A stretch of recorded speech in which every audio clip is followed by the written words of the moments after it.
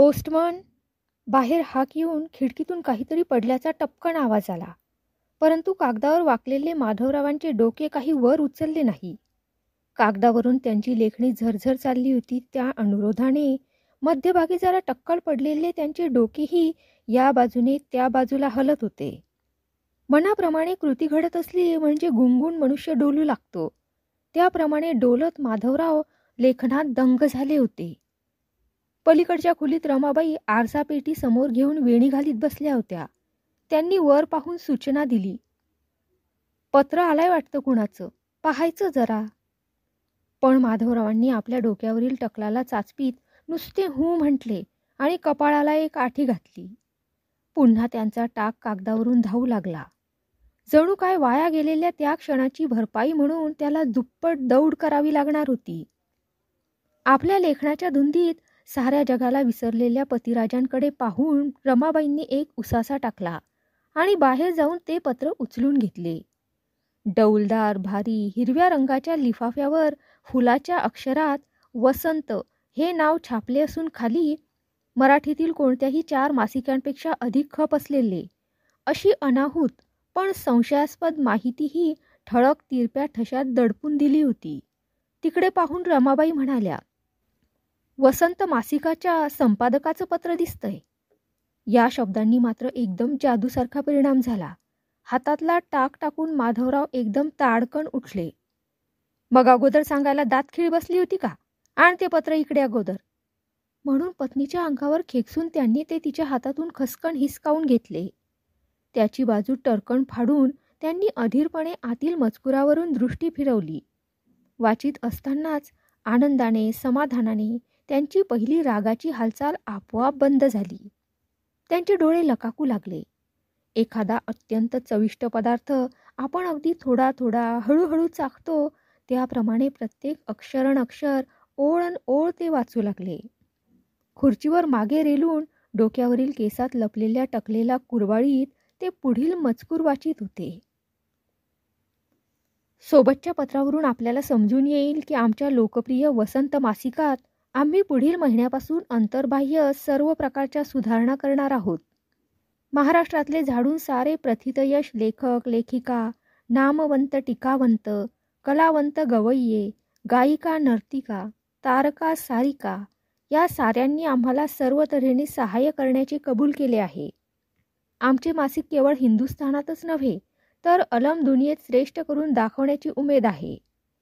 आमचे वर्गणीदार आत्ता सर्व हिंदुस्थानातच नव्हे तर युरोप, अमेरिका, चीन, जपान, तुर्कस्तान, आफ्रिका इत्यादी देशातही पसरले आहेत.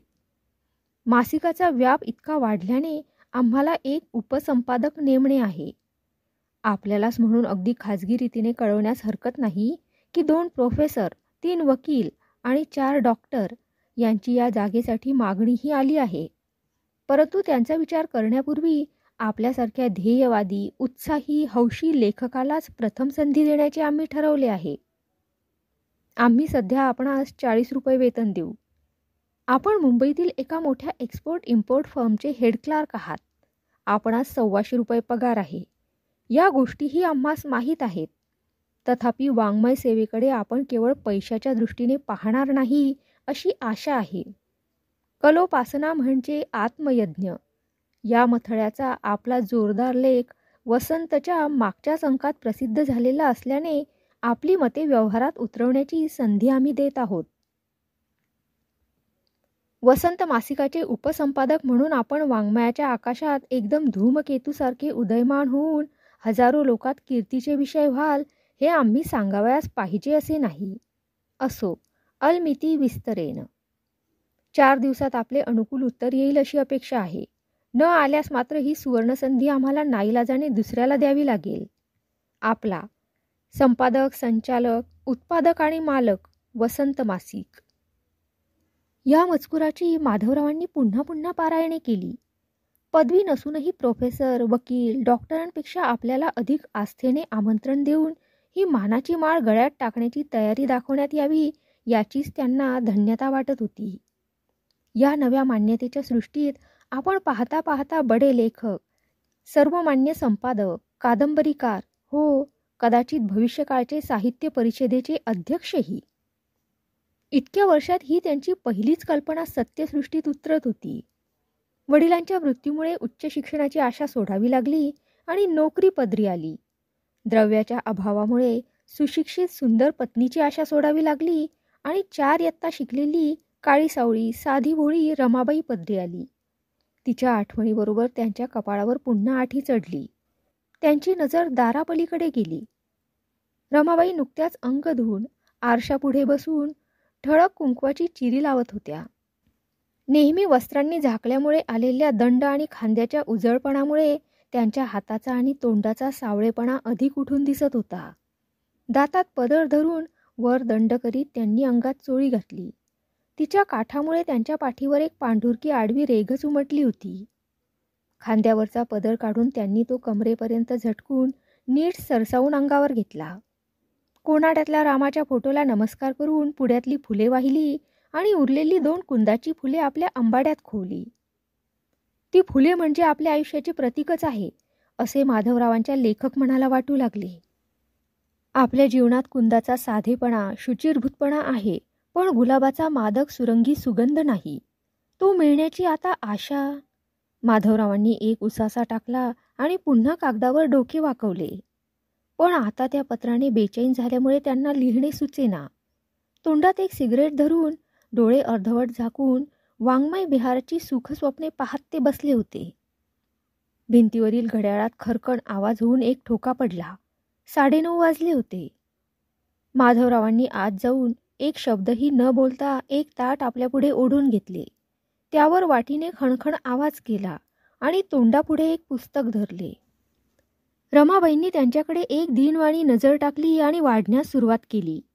दुपारभर कचेरीत टाईपरायटरची टकटक, टेलिफोनच्या कर्कश घंटेचा आवाज, मॅनेजरच्या अर्ध्या काचेरी दारामागून मधून मधून येणारी बोलावणी, हुकूम, एक्सपोर्ट इम्पोर्टच्या गिऱ्हाईकांची खाती, कार्ड इंडेक्स, मालाच्या रसिदी, बाजारभावाच्या तारा, या साऱ्या कामाचा ते सराईतपणे यंत्रासारखा निकाल करीत होते.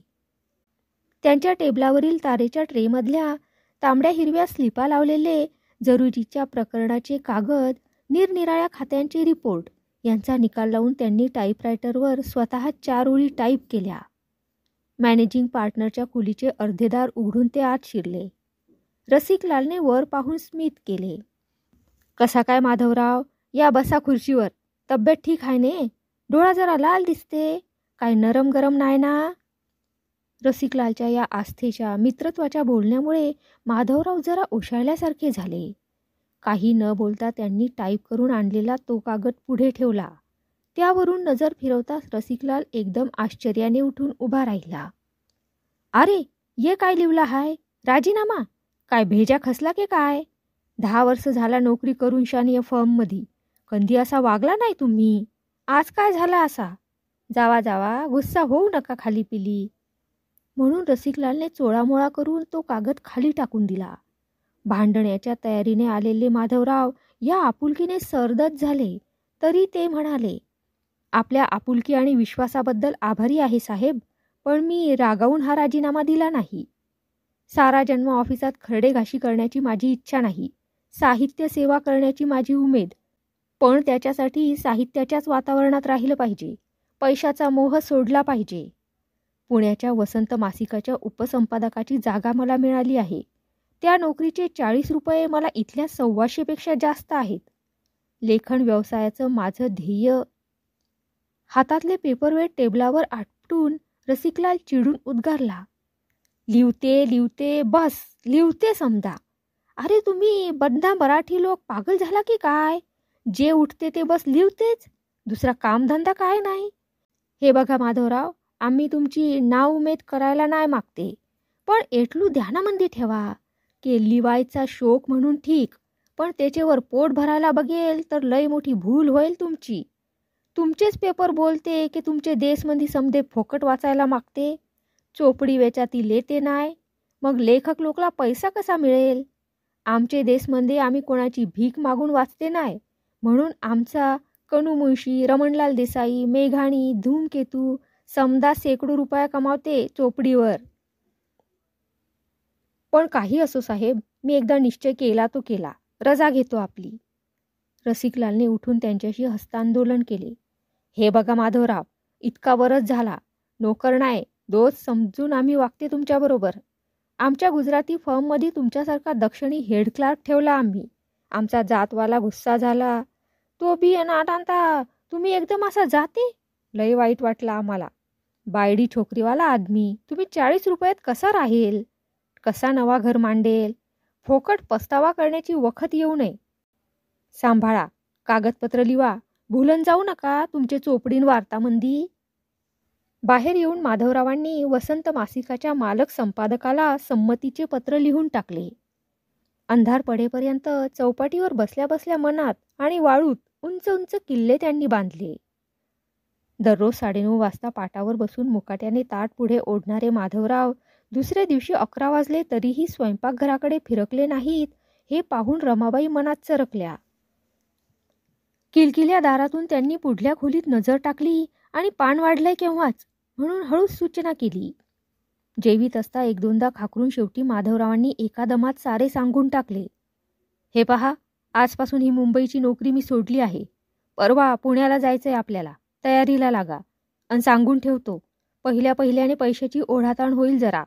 125 ऐवजी 40 रुपये येणार आहेत घरात. तेव्हा हात आखडता घ्या सगळीकडे. पुरे, आपला उपदेश नको आहे. माझं नेहमीचं सांगणं आहेच. मी हा आहे असा आहे. पटेल तर राहायचं, नाहीतर माहेरी मायेची माणसं वाट पाहत असतील. तिकडचा रस्ता मोकळा आहे. असे म्हणून आचवून त्यांनी तडक बाहेरच्या खोलीचा रस्ता धरला. माधवराव रागावून उठून गेल्यावर रमाबाई त्याच पानात जेवायला बसल्या. ताटातले खरकटे बाजूला निपटून त्यांनी उरलेले अन्न वाढून घेतले. त्यांचे डोळे डबडबले होते. त्या कठोर बोलाची आठवण होऊन पहिलाच घास त्यांच्या घशात अडकला. त्यांचा हुंदका बाहेरल्या खोलीत ऐकूनही माधवरावांनी लघुकथा तंत्रावरील नव्या इंग्रजी पुस्तकातून डोके वर काढले नाही. 2 दिवसानंतर माधवराव सहकुटुंब पुण्यास आले.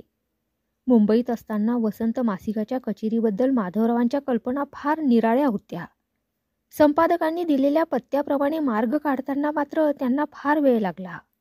पुण्याच्या बोळ, गल्ल्या, चौक, पेठांचे चक्रव्यूह भेदून अखेरीस माधवराव दिलेल्या घर नंबरापाशी आले तो त्यांचा विश्वासच बसेना डोळ्यावर.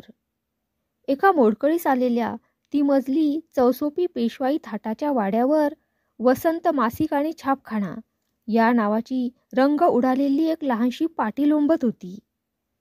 ते माडीवरील अंधाऱ्या संपादकीय कचेरीत गेले. एक मळकट कपडे घातलेला, दाढी वाढलेला, जाडजूड गृहस्थ समोरच्या देवदारी टेबलावर दोन्ही पाय पसरून खुर्चीवर जवळजवळ उताना पडून आढ्याशी खेळणाऱ्या आपल्या बिडीच्या धुराकडे पाहत होता. माधवरावांनी गोंधळून टोपी काढली. केसात लपलेल्या टकलावरून हात फिरवीत 1 मिनिटभर उभ्या उभ्या चुळबुळ केली. पण त्यांचं अस्तित्व त्या गृहस्थाच्या ध्यानात लवकर येण्याची चिन्ह दिसेना. शेवटी ते खाकरत अहो म्हणून घुटमळत म्हणाले. आवाजाबरोबर दचकून मागे पाय ओढून त्या गृहस्थाने खुर्चीवर बैठक मारली. जवळचा एक कागद घेऊन त्यावर भरभर काही लिहिण्याचे सोंग केले. माधवरावांनी आत जाऊन संपादकाचे आलेले पत्र टेबलावर ठेवले. ते पाहताच मात्र त्या गृहस्थांचा चेहरा एकदम खुलला आणि मग त्यांच्या बोलण्याचा जो पूर सुरू झाला की त्यात गटांगळ्या खाता खाता माधवरावांची अगदी दमछाकी झाली. ओ हो, माधवराव कोटीबुद्धे तुम्हीच का? वाह वाह वाह वाह, अलभ्य लाभ, अलभ्य लाभ. तुमचे पत्र मिळाल्यापासून वाटच पाहत होतो तुमची. धन्य आहे तुमची. वाङ्मय सेवेसाठी बड्या नोकरीवर लाथ मारणारे ध्येयवादी साहित्यिक असा ग्रेट प्रायमर टायपात मथळा देऊन पुढील अंकात तुमचा तिरंगी फोटो छापणार आहोत आम्ही. त्यांनी टेबलावरील घंटेवर हात मारला, पण स्प्रिंग तुटल्याने ती मुकीच राहिली. तेव्हा ते स्वतःच ओरडले. अरे गण्या, समोरून 2 कप चहा आणि लाल दोरीवालीचं बंडल पाठवायला सांग पाहू ताबडतोब. अगदी फरमास कडक पाहिजेत दोन्ही. आणि खाली प्रेसमध्ये फोरमनला सांग आपले मुंबईवाले नवे उपसंपादक आले आहेत. सारं त्यांना विचारून करायचं यापुढे. माधवराव संकोचाने कशाला चहा नको आता असे काहीसे पुटपुटत होते. तिकडे लक्ष न देता संपादकांनी त्यांचा हात धरून त्यांना उठवलेच. चहा येतो आहे, तेवढ्यात तुमचं ऑफिस दाखवून टाकतो तुम्हाला. चला, आजपासून तुम्ही नोकरीवर रुजू झालात. तुम्ही आमचे म्हणून आता आमच्या धंद्यातल्या खुब्या दाखवून द्यायला हव्यातच. एकदा हा सारा व्यवहार तुमच्या ताब्यात दिला की मी सुटलो. पुन्हा पुन्हा बोलणं मला आवडत नाही. एक घाव की दोन तुकडे असा माझा स्वभाव आहे. काय असंच ना? द्या टाळी. हां, हे तुमचं ऑफिस. या 1900 सालापासूनच्या इंग्लिश, अमेरिकन, हिंदी, गुजराती मासिकाच्या बांधीव फायली.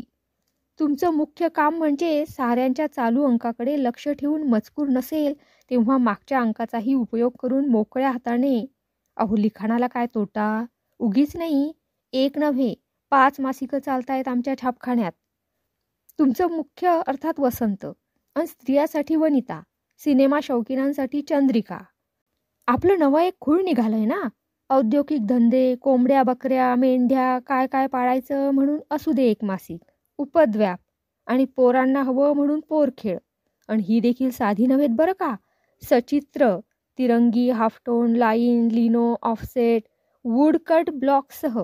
काय बिचाऱ्या माधवरावांनी एक दोनदा मध्येच काही प्रश्न विचारण्याचा प्रयत्न केला, पण हाताच्या हवेतील ऐसपैस फटकाऱ्यानिशी मालकांनी त्यांचे सारे प्रश्न नाहीसे करून टाकले.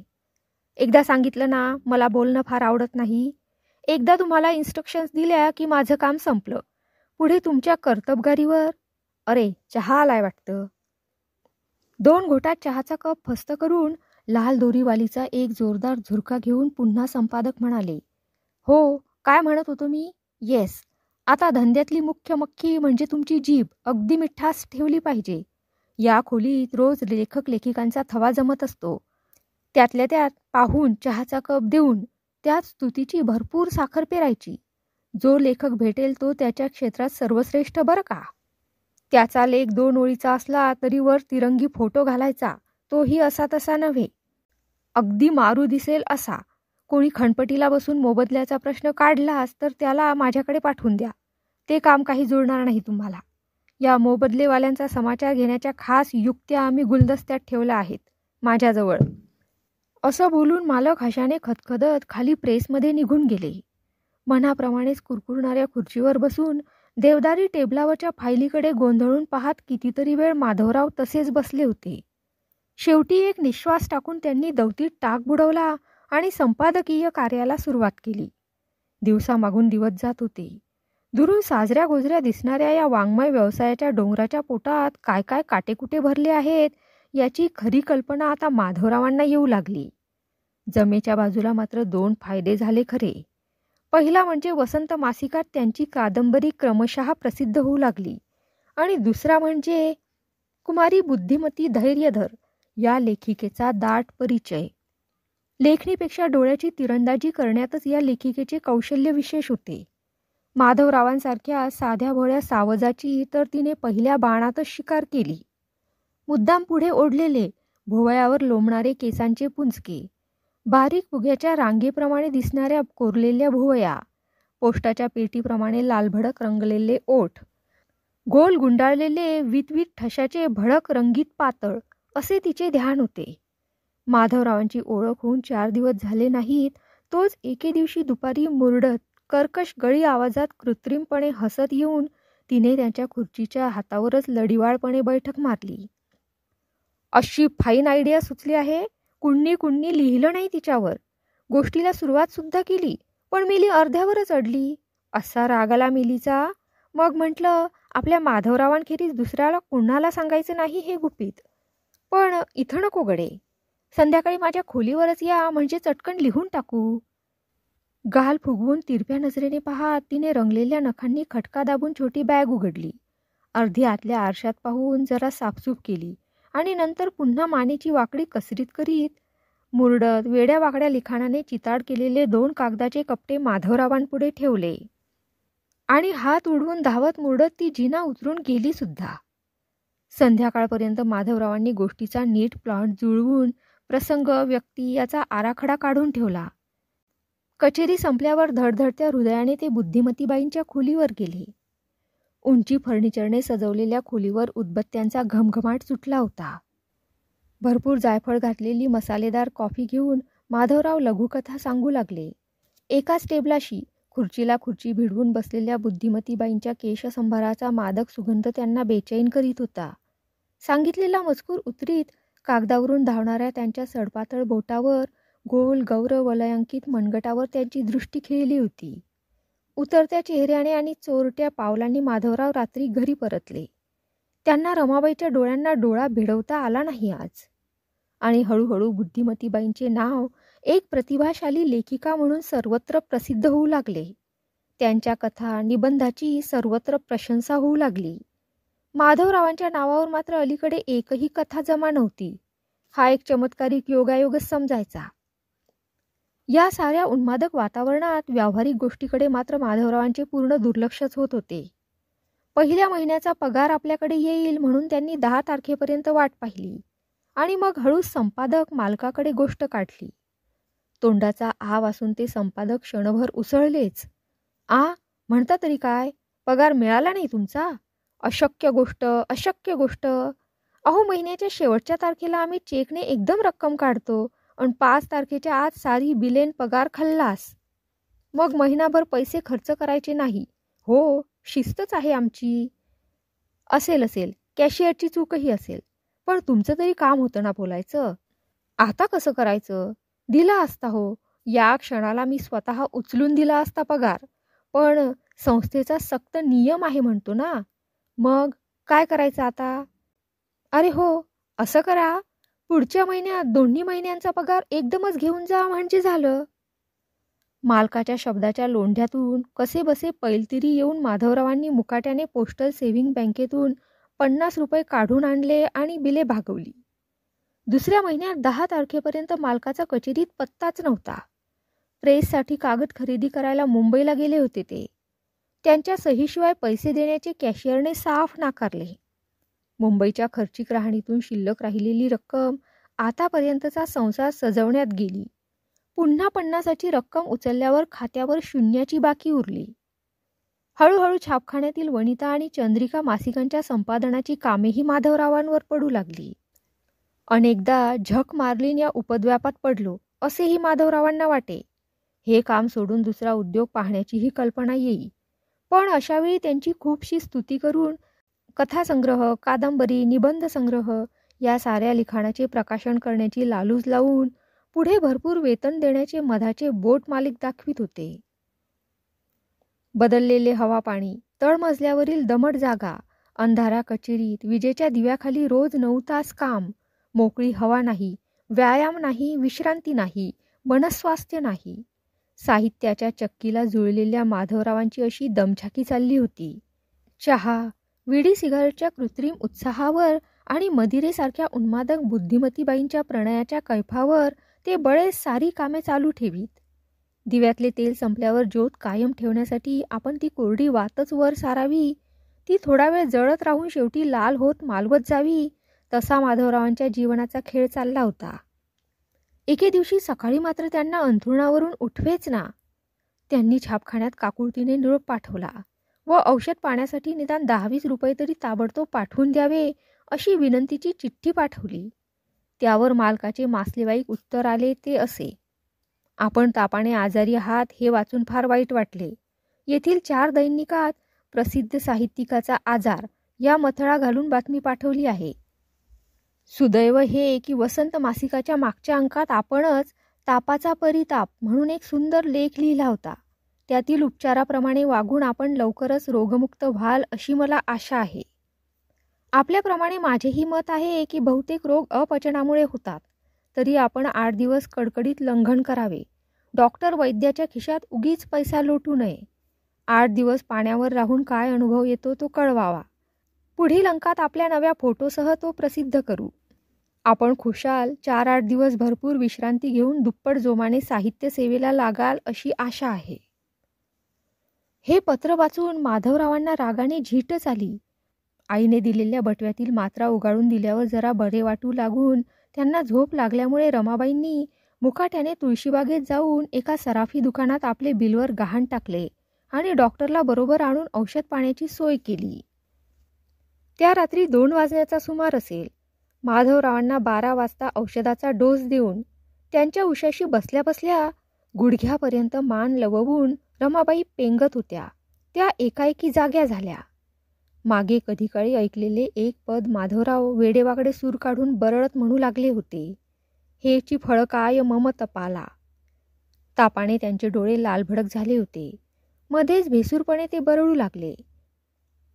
साहित्य सेवा, वाङ्मय यज्ञ, हा हा, गळे कापा या नावांनी, उपाशी मारा, आणखी सारी जब्बुगिरी, फुकटेबाजी, भरल्या पोटाचे उद्योग सारे, कित्येकांचे खून पडले असतील माझ्यासारखे. थांबा, आता समाचार घेतो एकेकाचा. म्हणून ते धडपडत उठण्याचा प्रयत्न करू लागले. असं काय करायचं ते? रमाबाई घाबरून म्हणाल्या.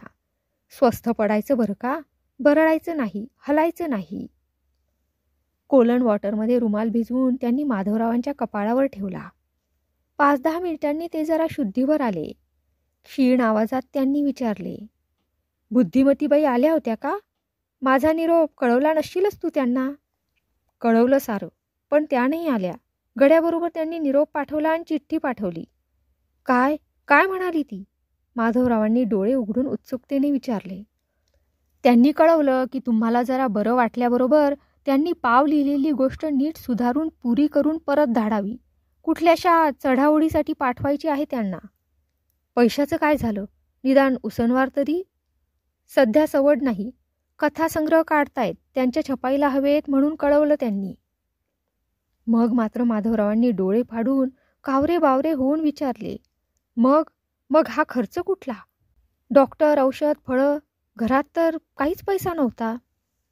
रमाबाईंनी पदरामागे हात लपवला.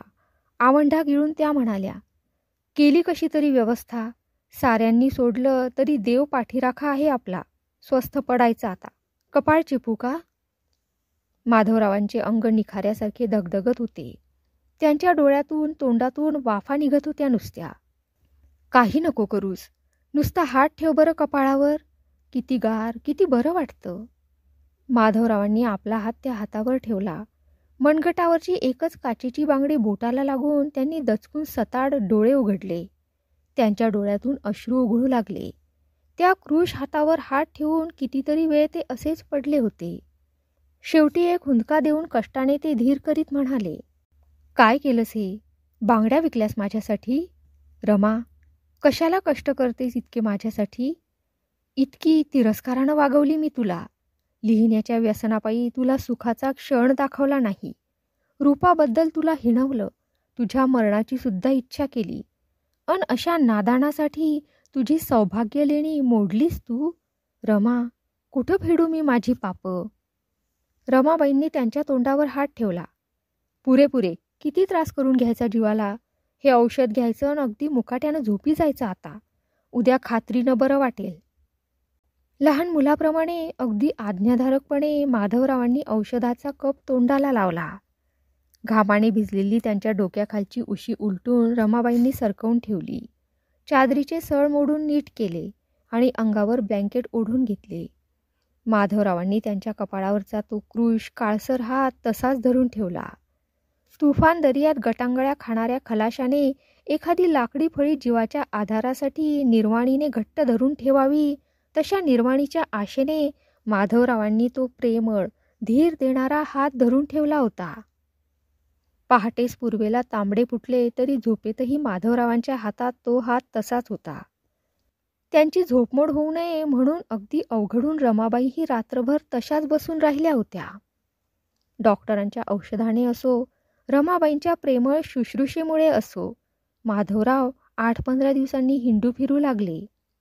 मात्र यापुढे प्रकृती नीट ठेवायची असली तर राहती जागा, हवा आणि व्यवसायात बदल केलाच पाहिजे असे डॉक्टरांनी निक्षून सांगितले. या 8 दिवसात माधवरावांच्या देहाप्रमाणेच मनातही बराच फरक पडला होता. बरे वाटल्यावर माधवराव वसंत कचेरीत रुजू झाले. पण पगाराची गोष्ट काढताच टाळाटाळ करून त्यांच्या गैरहजेरीने मासिकाचे किती नुकसान झाले यांचे भडक वर्णन करण्यातच मालकांनी अर्धा तास वक्तृत्व गाजवले. सात्विक प्रकृतीच्या माधवरावांचेही या प्रकाराने डोके भडकले. रागाच्या तिरमिरीत राजीनामा खरडून ते कचेरीतून बाहेर पडत असता मालक चिडून त्यांना दम देत होतेच. माधवराव कोटीबुद्धे, नोटिशीशिवाय नोकरी सोडताय लक्षात ठेवा. एकदा मी चिडलो म्हणजे माझ्यासारखा वाईट कोणी नाही बरं का. पुढच्याच अंकापासून जाधवराव शून्यबुद्धे यांची अंडी पिल्ली या नावाची एक लेखमाला सुरू करून भंबेरी उडवतो तुमची, याद राखून ठेवा. माधवरावांना दशदिशा शून्य झाल्या होत्या. ते कपाळावर हात देऊन बसले असता मागून हळूच एक आवाज आला. माझं ऐकणं होईल का? असेल तर सांगते. हं, बोल, खुशाल बोल. माझ्या अकलेचे हे असे धिंडवडे निघाले तेव्हा मला नाही म्हणायला तोंड कुठे आहे? काय म्हणतेस? माहेरी नेतेस मला? तेवढं तरी समाधान लाभू दे मामांना. मी म्हणते आपण एक पत्र टाकावं मुंबईला, आपल्या जुन्या कचेरीत. आपणच सांगायचं की मालकाची भारी मर्जी असायची अन भारी वाईट वाटलं त्यांना इकडे निरोप द्यायला. अगं कसलं काय नि कसलं काय, आपली बोलायची रीत आहे झालं. बाकी एवढं खरं की साऱ्या नोकरांशी गोड बोलून काम करून घेण्याची कला या गुजराती मालकात आहे खास. पण आता काय त्याचा आस्थेचा उपदेश लाथाडून मी ताठ्याने इकडे निघून आलो. अन आता खाली मान घालून त्यांच्यापुढेच पदर पसरायला सांगतेस मला? पण मी म्हणते एकदा आपला रस्ता चुकला हे कळल्यावर मग हट्टानं त्याच रस्त्याने पुढे जाण्यात काय फायदा? त्यातनं काय, फार तर नाही म्हणेल एवढंच ना. इतकं सोसलं त्याला एका नकाराचा भार नाही. इकडून नेहमी म्हणायचं होतं तशीच मी आपली अशिक्षित भोळी भाबडी आहे. पण माझा आपला दृढ विश्वास आहे की साऱ्यांना सोडलं तरी देव नाही आपली उपेक्षा करणार. मला दुसरं तिसरं काही कळत नाही. हे पाय मला परत लाभले. मागची आडी दूर करून आपण मायेनं बोलायला लागलात. यानंच धन्य झाले मी. आता देवाजवळ दुसरं काही मागणं नाही. अशीच भरल्या कपाळी सोनं होऊन जावं आणि शेवटी इकडचेच हात अंगाला लागावेत एवढंच मागणं आहे रामापाशी. गळा दाटून येऊन रमाबाईंनी पदराने डोळे पुसले. माधवराव एकाएकी खिडकीकडे पाठमोरे वळले. त्यांची मान खाली लवली. त्या दिवशी नाखुशीनेच त्यांनी मुंबईला एक पत्र टाकले. सहज चालता चालता एखाद्या झाडावर धोंडा फेकावा आणि पुढे चालू लागावे अशा रीतीने त्यांनी हे पत्र टाकले होते. 4 दिवस झाले असतील त्याला. घरभाड्याबद्दल चौथ्यांदा बजावून मालक गुरगुरत नुकताच निघून गेला. ते दुःख विसरण्यासाठी माधवराव कागद पुढे ओढून काहीतरी लिहित बसले होते. अंग धुवून आत आलेल्या रमाबाईंनी कोनाड्यातल्या रामाच्या तसबिरीला नमस्कार केला. 4 फुलं वाहिली आणि उरलेली 2 कुंदाची फुलं आपल्या अंबाड्यात खोवली. बाहेरच्या खिडकीशी आवाज आला. पोस्टमन. आत पत्र पडल्याचा टपकन आवाज आला. पत्र आलंय कोणाचं, पाहायचं जरा, रमाबाईंनी सूचना दिली. पण लेखन समाधीत मग्न झालेल्या माधवरावांचे डोके वर उचलले नाही. रमाबाईंनीच ते पत्र उचलून त्यांच्या पुढे ठेवले.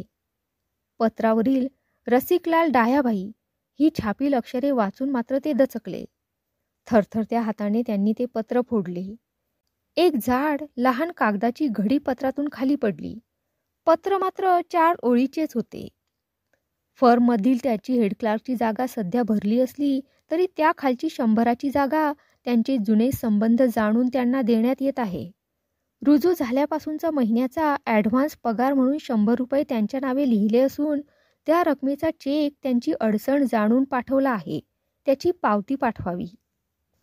वसंत मासिकाच्या संपादकाच्या अघळपघळ वक्तृत्वापेक्षा या व्यवहारी पण माणुसकीच्या त्रोटक 4 ओळी माधवरावांना फार श्रेयस्कर वाटल्या. त्याच दिवशी त्यांनी रमाबाईंच्या बांगड्या सोडवून आणल्या. घरभाडे आणि उरलेली बिले चुकती करून ते मुंबईला निघाले. वसंत मासिकेच्या कचेरीवरून त्यांचा टांगा जात असता माधवरावांची नजर सहज आत गेली. मालकासमोरच्या खुर्चीवर एक चष्मेवाला, पुढे दात असलेला तरुण बसला असून मालक त्याच्याकडे हातवारे करून काहीतरी भरभर बोलत होते. टेबलावर 3 कपबशा असून त्या चष्मेवाल्याच्या खुर्चीला खेटून उभे राहून सुप्रसिद्ध लेखिका बुद्धिमतीबाई धैर्यधर या हसून हसून माना वेळून किटलीतून चहाचे पेले भरीत होत्या.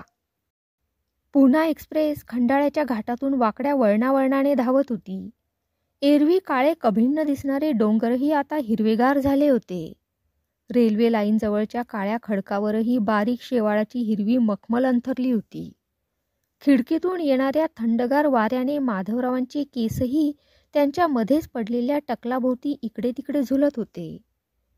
पण भोवतालच्या सुंदर देखाव्याकडे पाहतानाही ते बेचैन होऊन शून्य नजरेने कुठेतरी लांबवर पाहत होते. समोरच्या बाकावर बसलेल्या रमाबाईंनी वाऱ्यावर भुरभुरणारे आपले केस आवरले. उडणारा पदर ब्लाऊजच्या गळ्याशी खोवून घट्ट बसवला. त्यांची नजर माधवरावांच्या दूरवरच्या शून्य दृष्टीकडे गेली. त्यांनी हळूच प्रश्न केला, इतकं निरखून काय पाहायचं ते? काही नाही, दूरचे डोंगर, माधवराव उत्तरले. आणि एक उसासा टाकून त्यांनी आपल्या बाजूची खिडकी बंद करून टाकली.